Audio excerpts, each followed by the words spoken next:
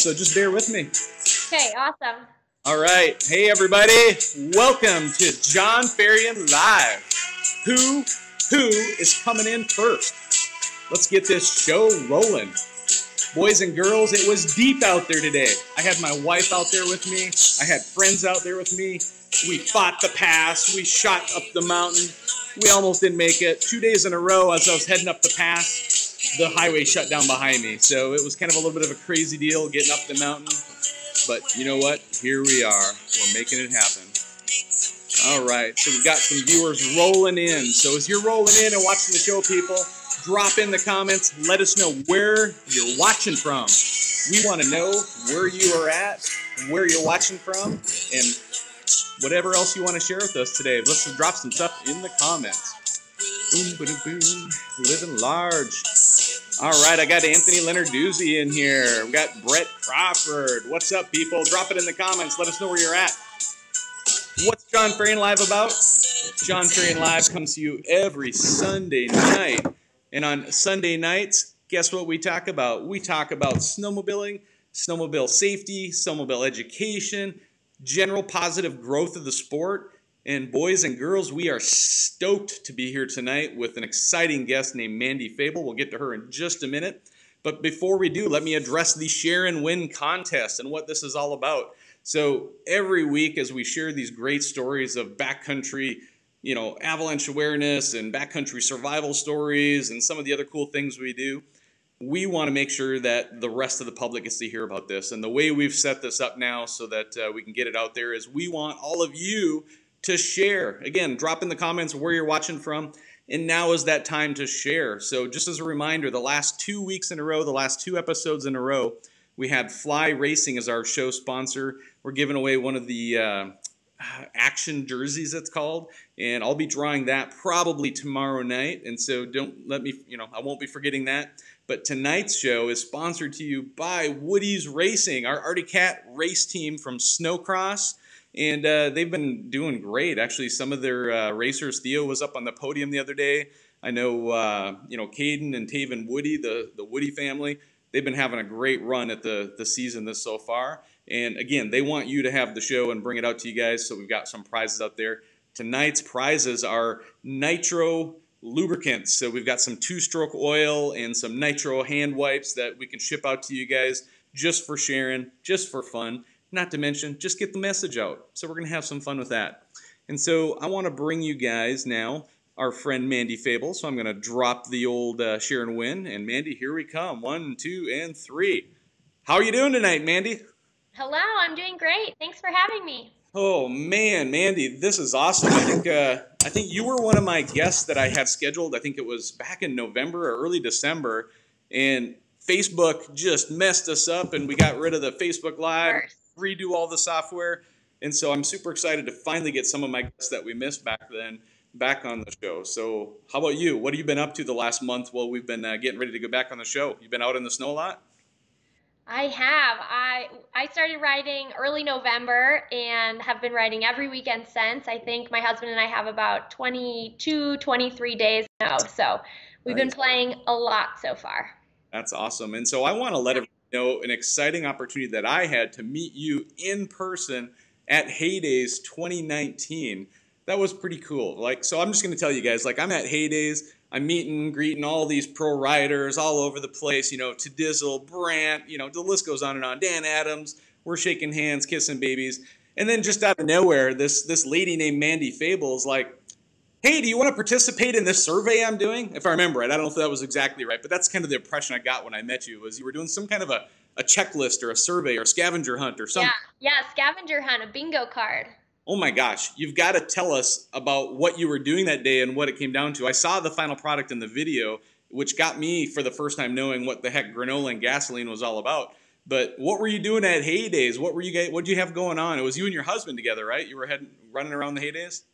Yeah, it was. So this will kind of be the end of, I think, the story too throughout this episode. But my husband and I have a YouTube channel and an Instagram channel called Granola and Gasoline. So we come from this very non-motorized user side, rock climbing, mountain biking, hiking, and then we've recently gotten into snowmobiling in the last couple of years. And so we're often on a quest to sort of bridge these two sometimes seemingly opposing user groups. And so we decided that at Heydays, we would be on a quest to find as many granola stereotype things as possible, or prove to sort of the granola side that snowmobilers are conscientious, thoughtful people who are thinking about themselves and the environment and safety.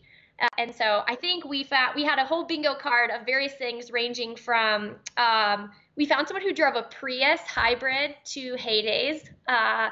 We found someone who'd been on an extended wilderness course, people who had wilderness first responder. I think we checked your box as someone who had a wilderness or teaches Avalanche 1 courses. That was one of the boxes that we. Course maybe is what it was. So. Yeah. And then really, truly, the hardest thing to find at Heydays was a vegetarian.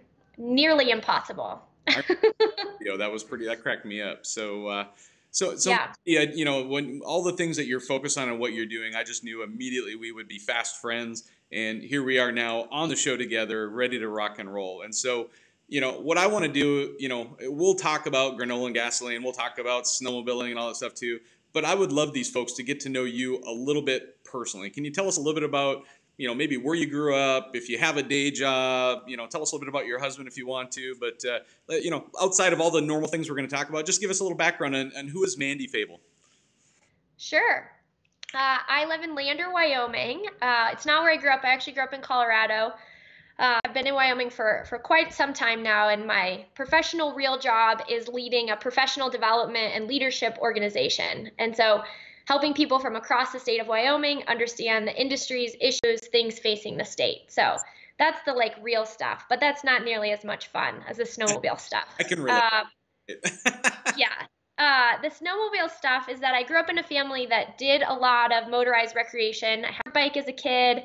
We went through a little stint where we were into snowmobiling for a handful of years. Back in the early 90s is when I was a kid and playing in that genre. And we had a pretty life-impacting incident, which is that we were riding snowmobiles in the Snowy Range Mountains in Wyoming, and we rode with my cousin and my uncle and other friends. And this particular day, it was just the 4 of us, my dad, my mom, myself, and my older brother. I was 12 at the time, and we had this. It was a Friday, right before Martin Luther King Day holiday. So coming up, actually, not too many days from now. Yeah, exactly. So we're riding on the Friday. What year this was approximately, give or take? It would have been 97. Okay. 97, yeah. So we were riding, or maybe just turned 98. Maybe that's it. So a little over 20 years. Oh. Yeah. So we were riding with this amazing day of sun and great snow, and we were kind of heading back to rock on. I had an old Phaser was the sled that I was on. And a storm came in, and my mom's sled had rolled and wouldn't start again. Maybe not atypical for that time of sleds. And we couldn't get it started, and we sat, and I can remember thinking, oh, my feet are so cold. I want to get back to the truck, and I'm going to put my gloves on my feet. That's what I'm going to do. That's going to warm up. I had this vision of what I was going to do. Nice. And finally, we got my mom's sled started and started making our way back over the Snowy Range. There's this place called the Gap, which kind of goes from the back side to the front side. And we started and we made it up, and we started going down, and the storm had sort of hit full force, and we were in full whiteout blizzard at that point. And typical sort of lost snowmobiler story, or disrupted snowmobiler story. We knew where we were, but we couldn't see well enough to get where we wanted to be. So we tried a couple things. We had a compass. We rode 4 in a line so we wouldn't lose anyone. And I have this vivid memory of riding. It was my dad on one side. I was next to my dad, and we were riding. And all of a sudden, my dad just disappeared from next to me. I was like, Mom, Dad's gone. Stop. And he had kind of dropped off this unseen drift of about 12 feet, and sled just buried. And so he jumped on my sled. We keep trying to get out. My mom's using a compass, and she looks up and she goes, we just rode in a circle. We thought we were going straight, and we just rode in a circle. And she's like, this is not going to work. And so we just made a decision. My mom was actually sort of the leader in the situation, which maybe is telling I ended up in life. But she said, we're going to try to make it back to this, kind of hut basically. And so we're going to try to walk back about a mile through the snow, which at the time seemed like our only option. And after, I don't know, 300 yards, it quickly became apparent that that really wasn't going to be an option either. We weren't going to make it. Yeah. And so there was a big rock. We were up, I think 11,000 feet or so, big rock with a drift in it, and kind of burrowed out this shelf. We called it a snow cave, but really it was just like a shelf that we could lay in. And I did most of the digging. They would send me down. I had the visor off one of the helmets, the ones that like snapped, how they used to snap on. And so they snapped one, and they would send me down, and I would use the visor in my arms, and then they'd pull me out by my feet to try to like dig out as much snow as possible. Oh my gosh. And we crawled in there probably, it was dark, but maybe 6 or 7 since it was January. And we spent the night there in a very cold and long night. And we ended up the next day making it out. We made it back to our sleds that morning, tired, exhausted, cold. And my uncle and cousin were supposed to meet us the next day, and we didn't show up first. This is, before satellite phones, cell phones were a common occurrence. And so we didn't show up for breakfast. They drove up to the trailhead. They saw our trailer, 2 feet of snow on it, and they knew we were still on the mountain. And so they met up with some other people or contacted some other people and kind of did opposing direction loop they thought we were on, and ended up finding us and helping us get off the mountain with relatively little incident or injury or anything at all. I can remember going back to school. We had Monday off. I got a long weekend to recover. And I can remember going back to school on Tuesday and a friend saying, "How was your weekend? Did you go to the movies?" I just was sort of like, I didn't go to the movies, but it was interesting.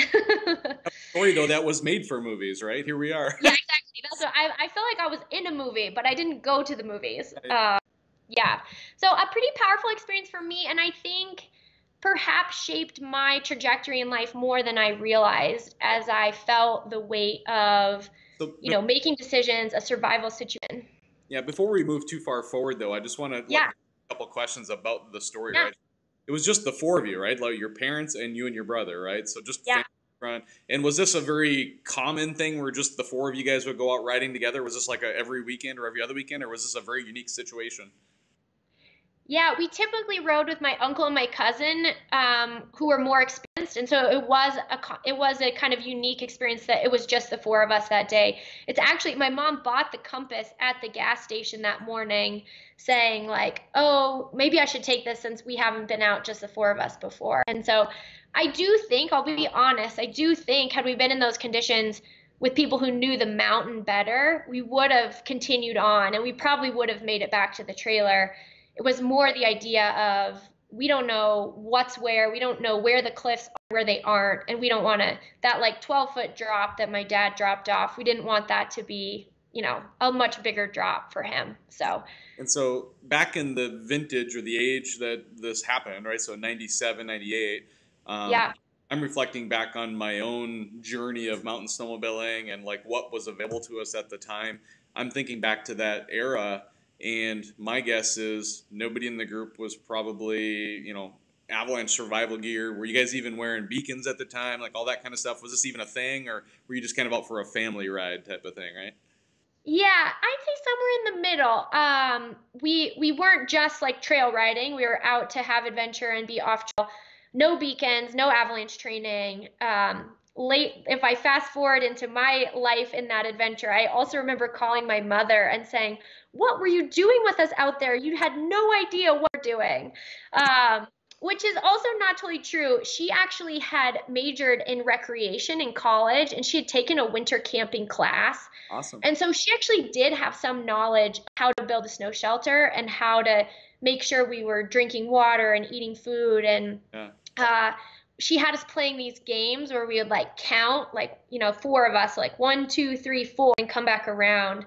And it was kind of a like status check of like, how's everyone doing? How, are we staying functional and conscious in that sort of way, and encouraging us to eat, get out and go pee, and all those kinds of things. So she had more experience, I would say, than maybe the average person who's never spent a night out. But And we did have those emergency blankets, like the space age ones. Yeah, yeah. And I can remember she was like, okay, so we're gonna lay on these. And we only had two, and she got the first one out and she pulled it out, and it was so windy that as soon as she pulled it out, it was like a paper shredder, just shredded it, the whole thing. So it just ripped to shreds. And she's like, okay, we're not gonna lay on that.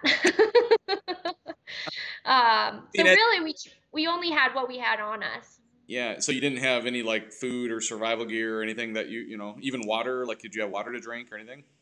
We had camelbacks when we started that then froze overnight. That we, had water when we started and not water in the morning. Also, I don't know why I remember this. We had a box of Girl Scout cookies, Awesome. Thin Mints, that What else? totally, Right, what else? yeah, that should be plenty. And No, I can remember in the it's the Girl Scout cookies. It made it work. Yeah, that's totally how we survived. I can remember they froze in the snow too, and I was like chipping away at them in the morning. Like I just really want to eat some Girl Scout cookies. And my mom was like, "We'll get new Girl Scout cookies. Like we gotta go." So So do you feel like your parents, I mean, honestly, how old were you at the time? Like what was it? 12. You were 12 years old. And so at that point, do you have memories feeling like you were in danger, or did your parents comfort you and keep you calm and all that kind of stuff to make you feel like this was just kind of a little bit of an adventure? Yeah, I think I somewhat understood the severity of the situation. I realized at some point that the gloves were never going to go on the feet that night. Like that's just we were not going to be back in the truck.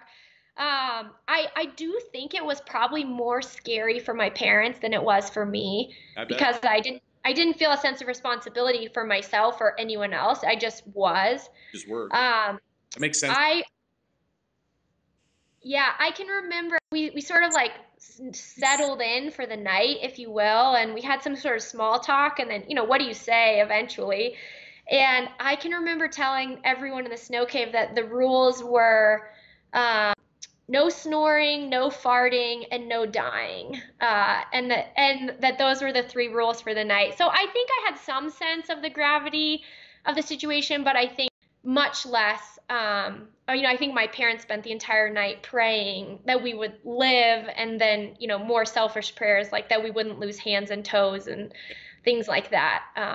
So. Had frostbite or anything even remotely bad at all, or what? No, miraculously, my mom so we had left the sleds a couple hundred yards to build this shelter or like shelf. And in the morning, we walked back to the sleds to try to start them up and just see what we could do Yeah. and be by the sleds in case that's what they found first. And I can remember my mom pulling her hand out of my gloves. She had traded me gloves because my hands were cold, and it was blue and white. And I was sort of like, ooh, that's not good. But she was able to warm it up with hand warmers, and she was okay. And we got checked out by the search and rescue when we got down, and they were like, marvelously, we've seen skiers out for a who are in worse condition than you are. Like, you guys are in good shape. We definitely ate a lot and drank a lot over the next couple of days to try to recover, but no ill effects or long-term consequences. Awesome. And then it sounds like this experience had some immediate repercussions and then long-term repercussions. As we were talking about this, you kind of got out of snowmobiling for quite a while, right? So let's talk about that part of your life and what that transitioned into for you with the non-motorized. Yeah, I don't know that it was intentional. I don't remember riding again with my family after that day. Yeah. And it wasn't the kind of thing where we were like, we're selling the sleds, we're done. But my brother was just going into high school the following year, and I think things just got busy, and we continued to ride dirt bikes for a little bit longer, but kind of stepped out of feeling. I got really into downhill skiing in the next sort of phase of life, and then went off to college, and then after college decided that I wanted to take a NOLS course, which is a 30-day wilderness expedition. And I took it as kind of a like last hurrah of like, I'll do this and then I'll become a real adult. And then I took it and I was like, I don't think I'm going to become a real adult after all. That's not for me. Who wants to adult anymore, right? It's like, Yeah, I just decided I wasn't cut out for it. Yeah, and so this school, which is actually the headquarters is in Wyoming, and that's kind of how I ended up in Wyoming, it's really focused on leadership skills and also wilderness skills. So knowing how to take care of yourself, take care of other people in remote environment situations to 30 days at a time. Wow. And I think I can remember as a kid talking about this snow cave experience and always saying, wouldn't it be fun to go do it again, but prepared? Yeah. To know that we were going to spend the night and do it on purpose. And I think in my mind, I always had this idea of I want the skills to take care of myself and other people. And so there were other pieces that shaped it, but I think it was part of it. And I did go on to then work for this school for about 8 years and led, I think I finished Knowles. I want to say they count everything by weeks in the field. And so I think I had spent about 110 weeks in the field of camping. So about 2 years camping over the course of probably about 7 years. And you learn a lot. You learn a lot about yourself. You learn a lot about the mountains. You learn a lot about other people. And my favorite course to work ultimately ended up being winter ski courses where we would take people on skis and build snow shelters. And they were a little bit shorter. They were between 14 and 17 days in length. Short, only going winter camping for 17 days at a time. Sounds about like 17 days longer than I want to go some winter. Yeah, perhaps more than most people. But they were my favorite because people underestimate what they're capable of, and a course like that or 2 weeks in the winter will show you what you're capable of. And it's just as we know from snowmobiling, it's a beautiful environment to be in. It's serene, it's so peaceful, it's so still. And very few people have the skills to manage living in the wilderness in the winter for 2 weeks at a time. And so they were a ton of work. I actually credit it. People I snowmobile with are like, you have so much energy, or like, you can ride all day. It's incredible. And I'm like, yeah, have you ever shoveled for 12 hours? Like, it's really exhausting. This is fantastic. Like, this is actually fun. That's awesome. And so Yeah. all of this stuff have gotten you through into like, wilderness. Correct me if I misstate anything, but is it wilderness guiding or wilderness first responder? Like, have you touched on all of that you're hoping to touch on tonight, or do you want to dive into that a little deeper before we move on to when did you start snowmobiling? Yeah, I mean, I think for 10 years it was my life of skiing, mountain biking, backpacking, rock climbing. My husband and I actually, instead of having a typical wedding, we actually eloped into the mountains and we got married on top of a rock climb. I'm gonna go out on a limb and guess that at some point in that 10 years, in one of these classes somewhere, is where you met your husband. Is that an accurate statement, or am I totally off base? Not totally off base. He was also working for the wilderness school where I was working. We didn't meet working a course together. We met through this conference and then started seeing each other. And then we did work several courses together: winter courses, rock climbing courses, hiking courses, where we'd be out working together in the wilderness. You met kind of in that environment, in that world, Yeah. which is really Yeah. cool. So, Yeah, and the new way to find an adventure partner, it was a kind of a funny transition when I then fell back into the motorized world, and he was like, "Wait a second, you were a rock climber. Like, what happened to you?" But a fun way to have an adventure, to have adventures together. And our wedding was actually, we left our house on bicycles. We rode 14 miles up a mountain, and then we hiked 26 miles, slept for a couple hours, climbed a peak, got married on top with a couple of friends to witness it, and a video of it actually for our mothers. So our mothers would forgive us for not inviting them. And then we rappelled down the climb, hiked out, and biked down that same day. So it was like a 45-hour adventure with a couple marathons like mixed in. It was wonderful. Like, it was incredible. And it was the most serene and beautiful wedding that I would ever hope for, but just a little unconventional. So has anybody ever accused you of being like even remotely hardcore? Like, oh my God, I hear these stories and all the things you're in. And like, I'm on the Avalanche Center board, the Northwest Avalanche Center, and there's a gentleman on our board. His name is Gavin Woody. And like, this is a guy that like runs these ultra marathons. And like, as you're talking about this, I have visions of the kind of things that he's doing all the time. And just these people like yourself are just like, iron people, right? Like, they just will go, go, go. Like, there's something inside someone that drives them to do the type of things that you've just described. So Congratulations. I'm super jealous. I don't know if it's iron core or something extra. I think it's just that I really like suffering. That's like a weird thing to like, but like last weekend actually we were riding and it was 4 o'clock and we were on the road to go home and Yeah. our friend was like, "Do you guys want to go find a 4 o'clock hole?" And I was like, "Yes, yes, yes, yes, yes." And we ended up getting stuck and epicked a little bit and got back to the truck at 7 and I loved it. Like there's something about that space that it's sort of all norms are off. And so you get to see who you are and you get to make decisions that are real. And it turns out most of us can just keep going. Like even when we think we can't, you can just keep going. And that's a really cool space to exist in. That's So it's a weird quirk, and I don't want overly talented or accept, like I'm not winning races. I can just keep going for a long time. So. So let's dive into this moment in time when non-motorized Mandy decided she wanted to reintroduce snowmobiling back into her life. What happened? Did a friend invite you out? Did you just go crazy and just go for it all at once? Give us the day, the time, and the moment that that happened, if you can narrow it down that much. Yeah, it was very specific actually.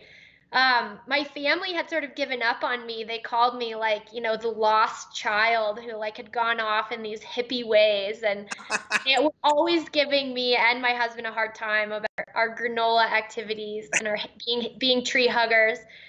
And not about 2.5 years ago, or coming up on 3 years ago this spring, my cousin and my uncle, the ones we often rode with as kids, were going on a trip with some friends to Togedy, and I was living in Lander, and so they were like, "Oh, we'll see you on the way through. Maybe we can grab dinner." They're like, "Or you can come up to Togedy for dinner if you want." And I was like, sort of like trying myself again to like be cool in my family. I was like, "Well, I would ride a sled if you have an extra one. Like, is that an option?" And they're like, "Yeah, we always bring an extra sled. Like, you can come ride the old sled if you want to." And so I went, and it ended up being this sort of epic storm cycle. And I left Togedy thinking, like on the sled, like, "Oh yeah, this is familiar. I got this." Like we're riding the trail for 10 minutes to get somewhere, and we duck off the trail. And within 5 minutes, I was like, "This is not the sport of my childhood. Like I have never done this activity before." Um, and it was so cool because it was a lot of the places I had been on these winter ski courses, but we were traveling, twice or three times the amount of terrain that you can cover in a day on skis. Yep. And I was worked. Like for being used to being the one who can keep going, I was so exhausted. And so I rode 2.5 days. I couldn't even ride 3 days. Like that was the end. I was like, I have to go. I cannot keep riding. But I loved it. I had that sense of joy and freedom and also this new challenge of something new and different. And so I went home and to our little, sort of resource friendly tiny house that we live in Lander. And I was like, "Honey, I'm going to buy a snowmobile." And he was like, Describe the look on his face, right? yeah, was sort of like terror, I think, confusion mixed with terror. And he Like, was like, honey, tell me the truth. Did you really just cheat on me instead, or is this just a yeah, yeah. I think he was just like, "I don't understand any of this." And so he was like, "Okay, okay, well, like, let's talk about this." Or like, he's a very simple husband. So he was like, "I want to learn more about it." Or like, "Let's see." I And love so a couple days go by. the fact that your husband is watching and he just commented. He goes, "Husband chiming in here. This is 100% true." Thanks, honey. He's not like in the other room. We're in different towns right now. So he really is watching from far away. Hey, Brian, uh, if you got any other good stories that you want to drop in the messages that we need to talk about, make sure you just drop them in. Say, "Hey, ask her about this." I'm happy to oh yeah. embarrass her if we can make it happen. So, Oh yeah, that can probably happen. oh yeah, Um, keep yeah, going. so I Snowmobile think, started well, somewhere. my perception is that he thought it would kind of drop after a couple days. Like it's like, "I want a puppy," and then the other person's like, "I don't think we're gonna get a puppy," and you're like, "Okay, maybe we won't get a puppy." And so then I start looking at sleds and asking friends for help about what sled to buy and what I should get, and I can go snowmobiling again. And so I start putting these sleds before him, and they're used, but they're newer. Like 2016, 17 sleds. This would have been in the end of 2017. Okay. No. Yeah. Yeah. And he's like, $8,000? Like, are you kidding me? And so he's like, maybe you could just rent a sled a couple of times. And I was like, no, that won't really work. And he was like, I found these other older used sled from the early 2000s for only a few $1,000s. And I was like, no, that definitely won't work. Like, I want to like go on this. I want to go on trips with people and be invited. And I came home one day and he goes, okay, we need to talk. And I was like, okay. And he says, I Googled the depreciation curve of snowmobiles. And I was like, no. Never Google what the depreciation of a snowmobile is. It's like a rock. No. We've recently talking about making a fake curve that for other spouses who Google it, that we could just get sledders to like it a bunch and make it be the first image that pops up. That's brilliant. Yeah, because that was a big deterrent for him. He was like, this is not a sound financial investment. And I was like, I know that. Investing in fun. That's what I tell everybody. That's right. Invest my money in fun. Yeah, so I think actually he kind of said no. He was like, I just don't think we should do this. I mean, we didn't have large salaries well, we still don't, but we didn't have large salaries. And he's like, I just don't think this makes sense. And I think, will say it was the first time in the 8 years of our relationship that he ever saw me get sad. And then he was like, okay, if it's that important to you, like, we'll figure it out. So I bought a sled in March of, I think, that would have been 2017. Okay. And had friends like help me figure out all the ropes. I went just a couple more times here before the season was basically over. And so all over the summer, I'm like, anyone I could find or meet who likes snowmobiling, I'm like just trying to talk to anyone or make any friends. I was riding my road bike on a road in Lander, and somebody had snowmobiles parked outside of their house, and they were outside, and I like stopped my bike, like full spandex kit. I was like, do you ride snowmobiles? And they were like, yeah, like waiting for some judgment or something, I think, from me. And I was like, will you take me with you next year? And they were like, what? Like, who is this little girl? And like, what does she want? Random awkward moment, right? Yeah. But I sort of thought it was my only chance, because thinking that my husband was not interested in this activity, that I like needed people to go with.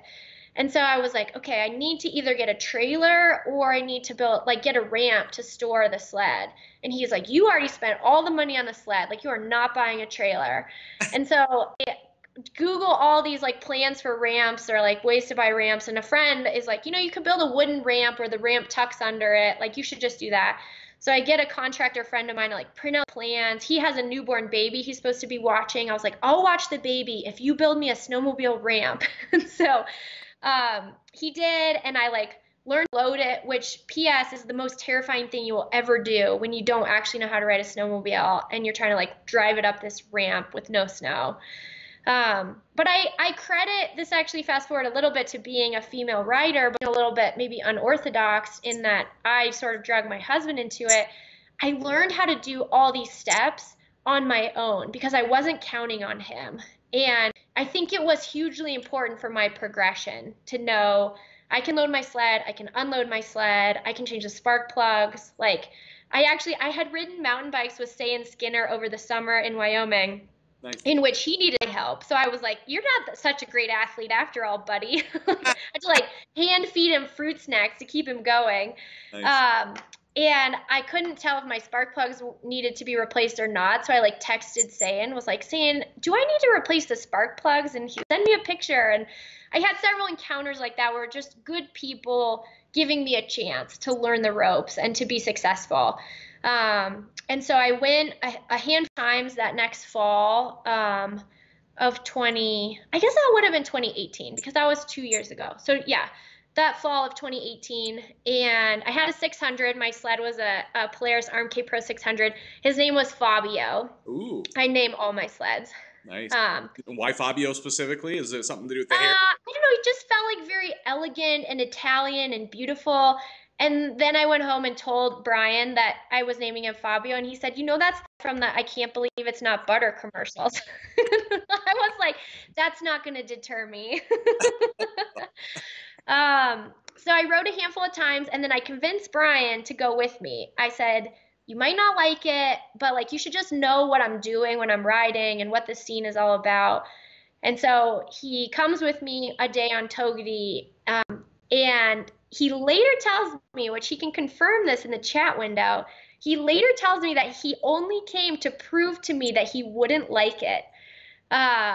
And he ends up loving it and falling for it. We're like driving home and he's like, I think I want to buy a snowmobile too. And I was like, are you kidding? I had to work so hard to get a sled and like, you're just going to get one now?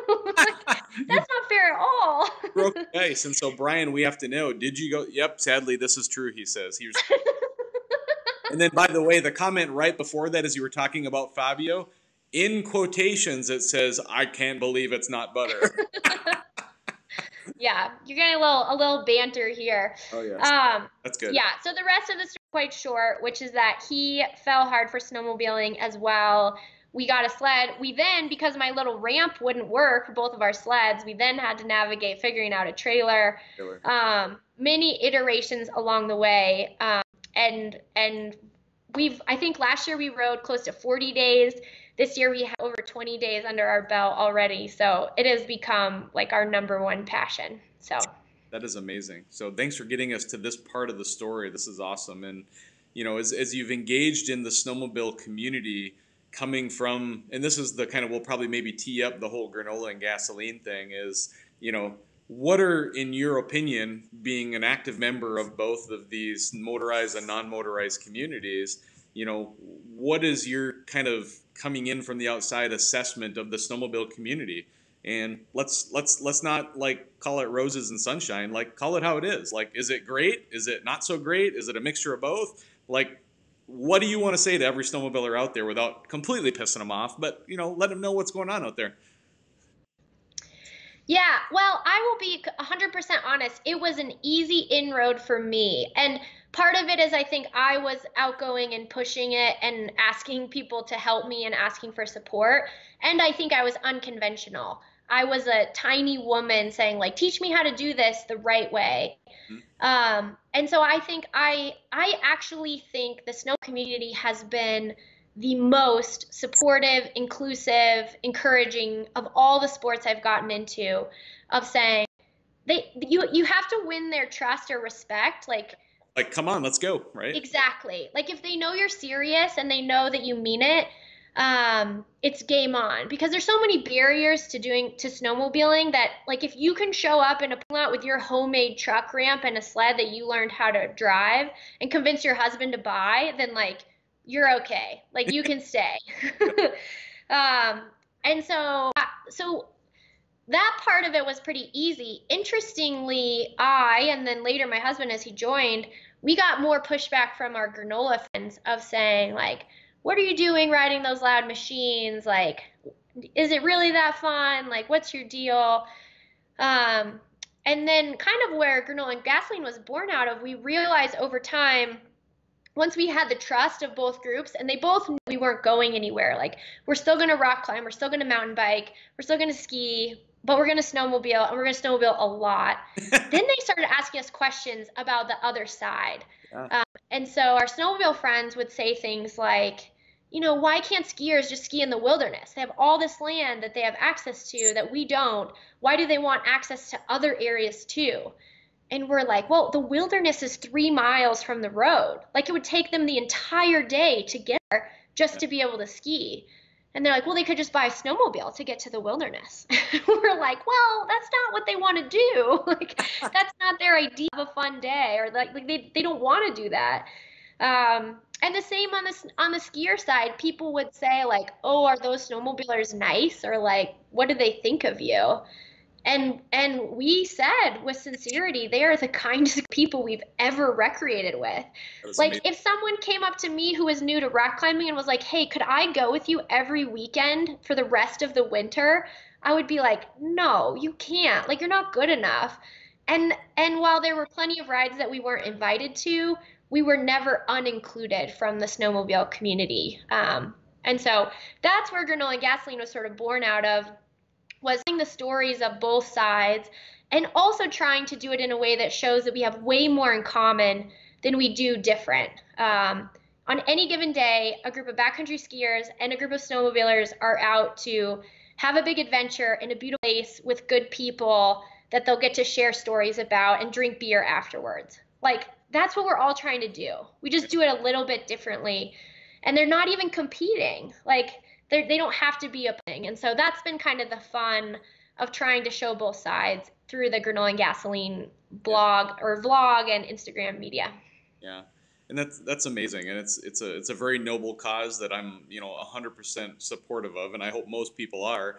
And I think there's a lot of folks who it's probably more just the nature of human beings as a whole is to find their clan, their family, who they're comfortable with, and be very protective of it, and block everybody else out, right? I think kind of that's human nature as a whole. You think of moving to a new city, or you think of moving into a new company or a job.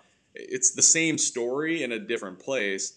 And here we are now between, motorized and non-motorized community. And I have kind of, I've said this before on previous episodes, is I'm lucky enough to have a front row seat to have many, many friends who are non-motorized recreationalists on the Avalanche Center, right? So I'm on the board of directors for the Avalanche Center. And frankly, I'm the minority, right? And so most of the folks that are here at the Avalanche Center are skiers, some snowboarders, they're backcountry mountaineers, they're snowshoers. It's all of the above, and they're all amazing people, just as you've described, right, on both sides of it. And what I've been able to do in the scenario of the world where I'm in there is most of the board members at some point have said, hey, I'd love to try snowmobiling, because again, we make it look so fun, right? And so we're very inclusive. We want them to come have it. And I've actually literally seen and had people from the board who are skiers start buying their snowmobiles for backcountry skiing and access. And as the story goes over and over and over again, most of them eventually leave the skis at home and just go out and snowmobile. Yeah. We've definitely have seen that. And it's been fun for us too. We've organized a couple of days where we'll take our rock climbing friends through a dealer. Driven Power Sports in Casper was so kind to let us take 5 demo sleds for 5 of our ski and very granola friends, let them try it. And again, it was this big powder day, and they sent several of their staff too to help coach and guide and help out a little bit, not guide, but just be a support. And it was great because the granola folks were like, oh my God, this is so hard. Like, I had no idea how hard this would be. They were wrecked. And these are, what we would consider hardcore athletes, same as my story. And then likewise, we've taken several of our snowmobile friends climbing, and they get to see this whole different side of this physical, mental challenge in these beautiful spaces, and go from where we see them as this amazing athlete and snowmobiler, and then you put them in a new and they're shaking in their skin trying to climb a rock. That we're you're totally safe. This is way easier than snowmobiling, we promise. And they're I don't know. So it's been fun. I think shared experience offers so much more. Me telling someone who skis, snowmobilers aren't bad, they're good people. That doesn't mean anything. But if you go snowmobiling or you go rock climbing, you have a shared experience. So that's kind of been, and using humor. We use a lot of self-deprecating humor through Granola and Gasoline of our own fails and mistakes and things that we can laugh at ourselves about. And I think that makes it more real as well. Yeah. And, and your husband here, he goes, it's the best, taking diehard friends to the other side, the diehard skiers or the diehard snowmobilers, bringing them back and forth between the two sides of the world. It's he's loving that.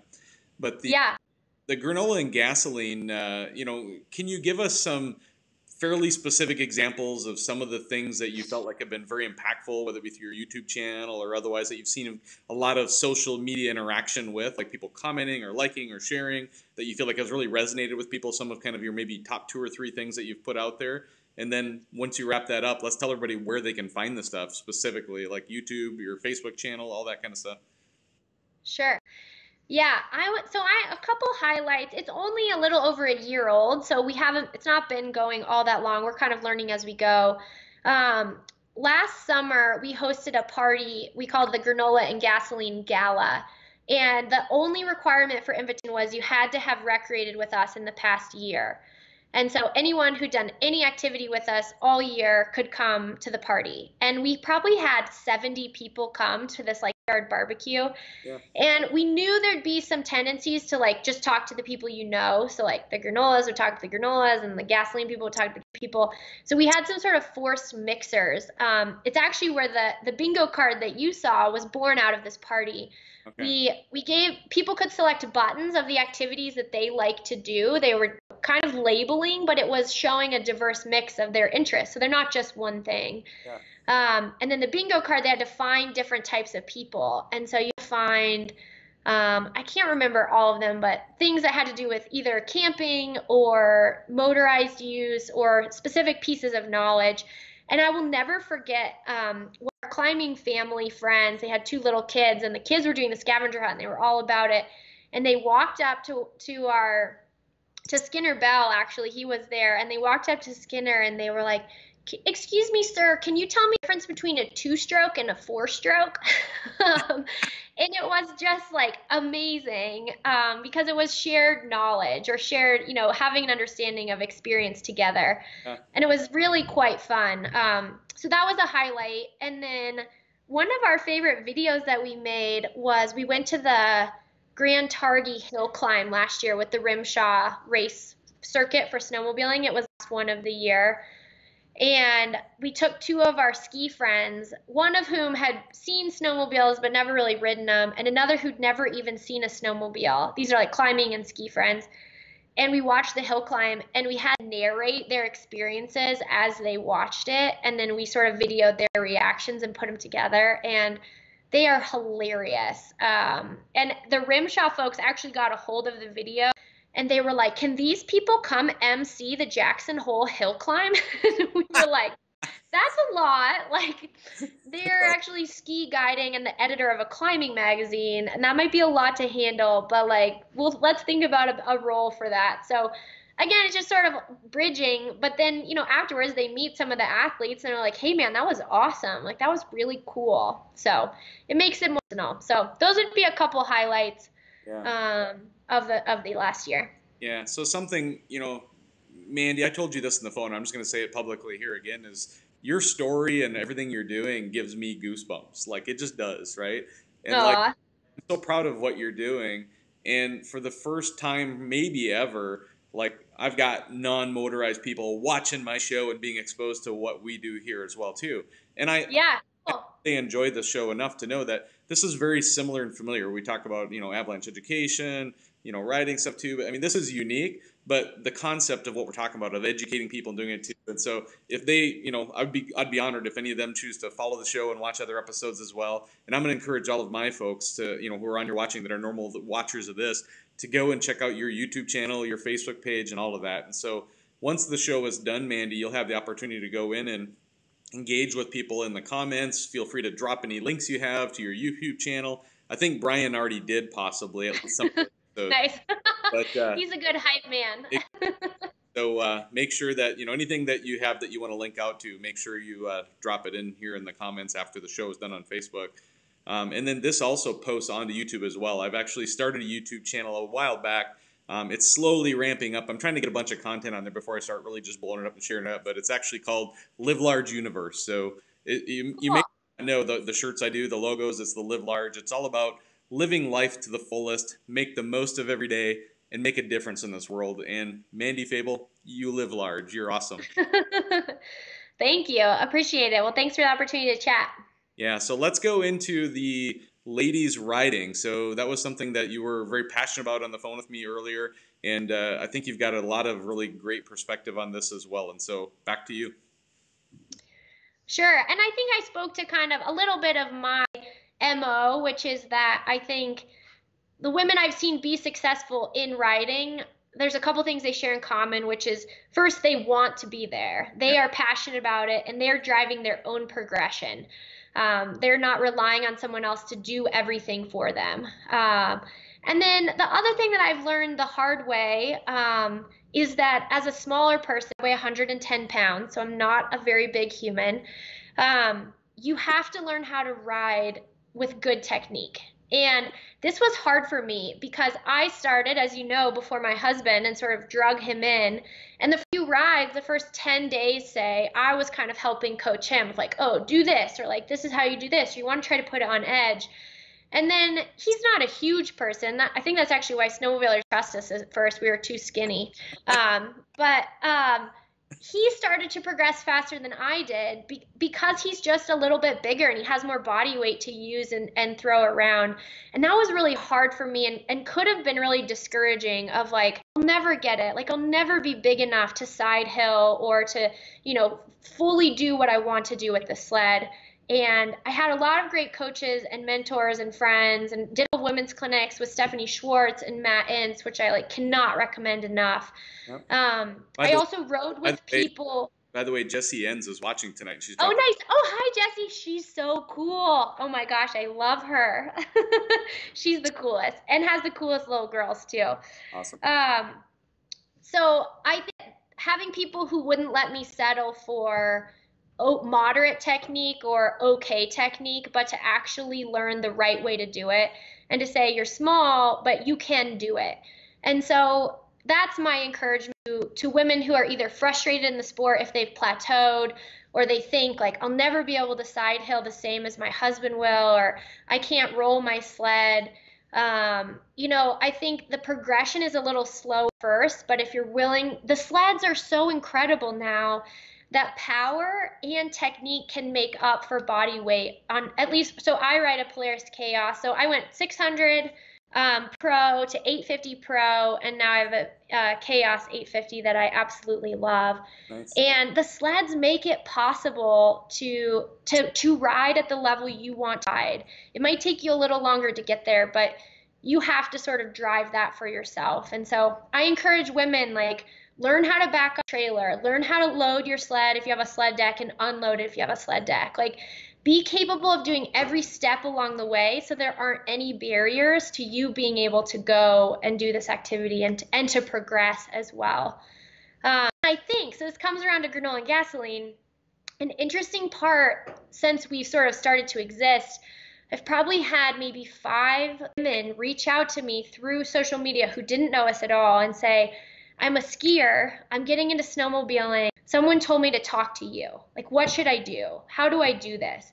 Yeah. And to me, that's such an honor to get to help them walk through the first steps of their journey, because, I had some rough and tumble dudes doing it for me who were wonderful, yeah. But a little bit intimidating if you don't have a relationship with them or trust them. And so it's been a pleasure. And I think it's shifting. I think as more granola women or skier women enter the sport of snowmobiling, I actually think it will drive the progression of women's snowmobiling faster and farther, because in skiing, they're not used to being not as good as. They're used to being equal to and or better than their male counterparts.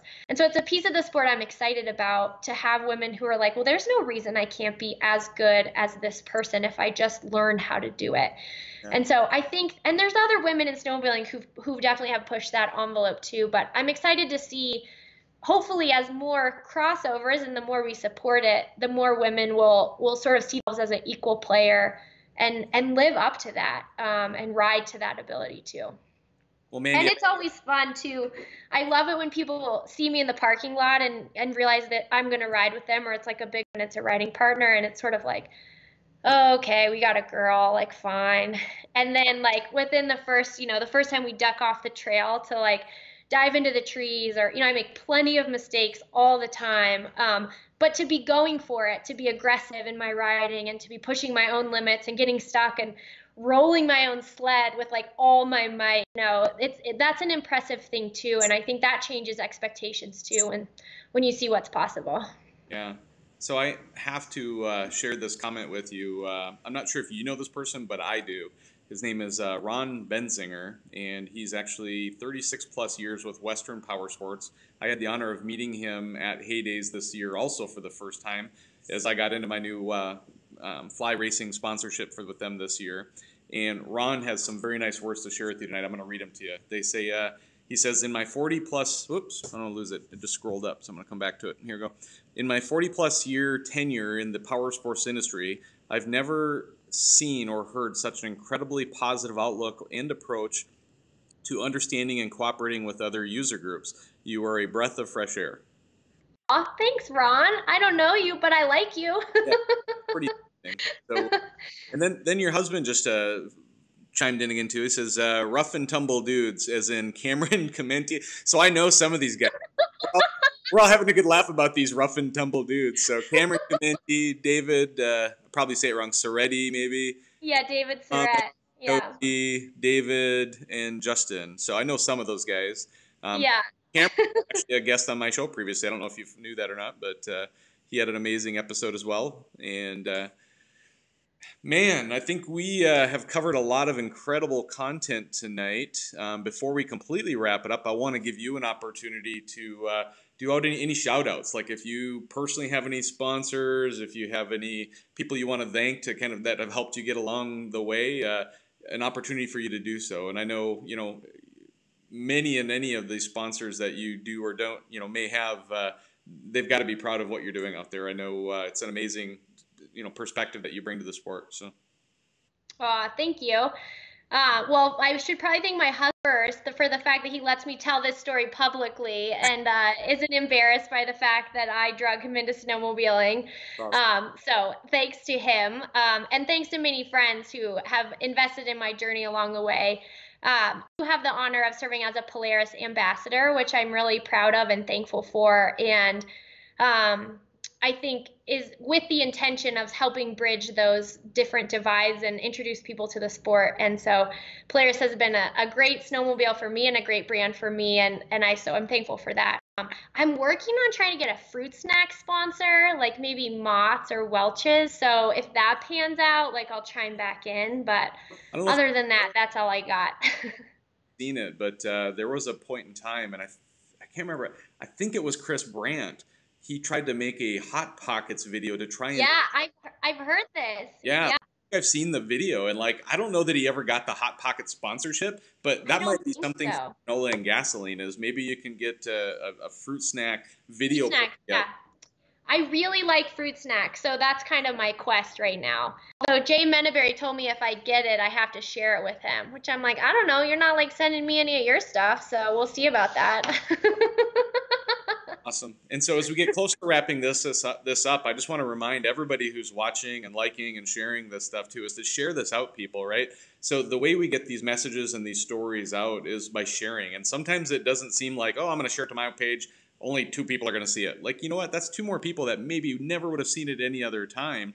And I think this episode, more than any other episode, I would say is really critical to share in a lot of really cool places, right? I want to see this thing shared out, not only in the traditional snowmobile pages, the awareness pages and all that kind of stuff too. I would love to see this get shared out into some of the non-motorized community pages, if that is, okay with Mandy here. I know bridging the gap between both of these communities and helping us grow the sport of snowmobiling, grow this show and the awareness and the message that we're getting out there, I think it's win-win for everybody. So everybody get out there, share this at least once, share it a bunch of times if you want to, and you're going to get in on the share and win contest. Awesome. Awesome. And if folks want to follow along Granola and Gasoline too, we have, we're not very active on Facebook. We mostly post our videos to YouTube, just Granola and Gasoline.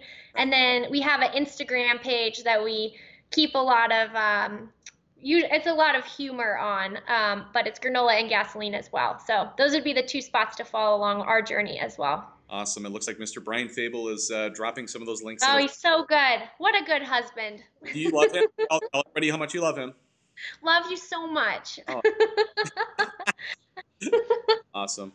Well, thank you, everybody. We're creeping up just right at, believe it or not, Mandy, this went by in 59 minutes. We've just spent talking. That was so fast. It is. It always is. And just, as much fun as this is for everybody, future guests, invitation to anybody who has a story to share, something that everybody can learn from, that we can grow the sport with, reach out to me, let me know. And live large, everybody. God bless everybody, and have a great night. Thank you.